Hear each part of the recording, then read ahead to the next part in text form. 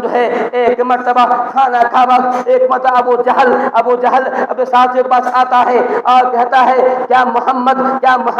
کیا زمین پر سر رکھتا ہے، تو اس پر سجدہ کرتا ہے، نماز پڑھتا ہے؟ لوگ کہتے ہیں ہاں خانہ کعبہ میں آ کے نماز پڑھتا ہے۔ اگر وہ اب جو ہے نماز پڑھنے آئے گا میں اس کے سر کو روک دوں گا، پتھر سے سر پھاڑ دوں گا، یہ کہتے ہوئے اب آتا ہے، وہ بیٹھا ہوتا ہے، اب آتے ہیں اور نماز میں کھڑے ہو جاتے ہیں۔ اب جو ابو جہل اٹھتا ہے اور پتھر لیتا ہے، آپ وسلم کو قریب ہونا چاہتا ہے آپ وسلم کا سر پتھر سے سر پھوڑ ڈالے، یہ چاہتا ہی ہے۔ اتنے میں وہ دیکھتا ہے کہ سامنے ایک زبردست آگ کی کھندک ہے، وہ دیکھتا ہے کہ ایک عجیب الخلقت مخلوق بہت ہی زبردست جو ہے وہ منہ چیرے منہ پھاڑے کھڑا ہے، وہ قریب ہے کچھ کھا جائے، وہ پیچھے ہٹتا ہے۔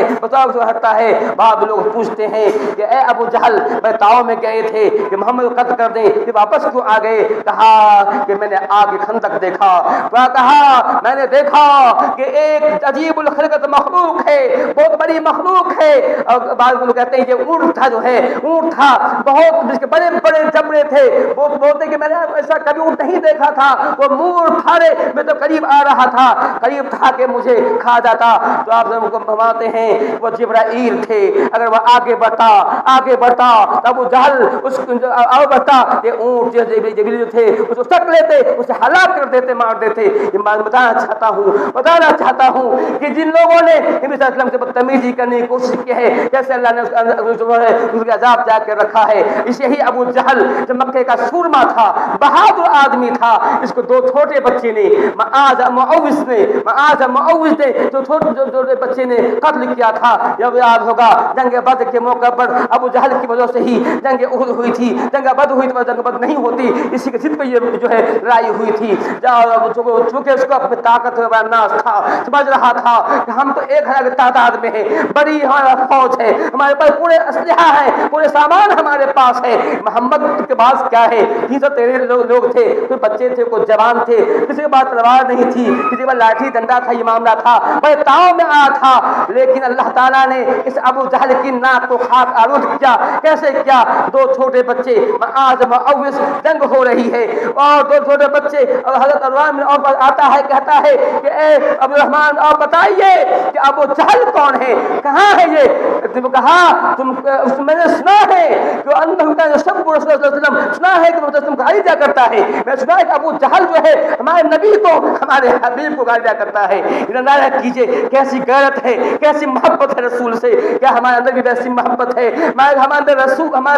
رسول سے ایسی الفت ہے؟ اندازہ کیجئے چھوٹا بچہ ہے، ہماری معاذ معوذ 12-13 سال کا بچہ ہے، جب بوڑھا نہیں ہوا ہے، یہی دونوں معاذ معوذ ہے جنگ کے لیے جو آئے تھے، اور اس نے جب عمر پوچھا تھا تو کہا عمر میں 12 سال کی ہے، ہم نے واپس کر دیا تھا کہ تم جنگ نہیں کر سکتے ہو کیونکہ جنگ کے اصول ہیں، لیکن جن پر جو شامل کیا تھا اور شامل ہوئے تھے۔ میں یہ کہہ رہا تھا کہ دونوں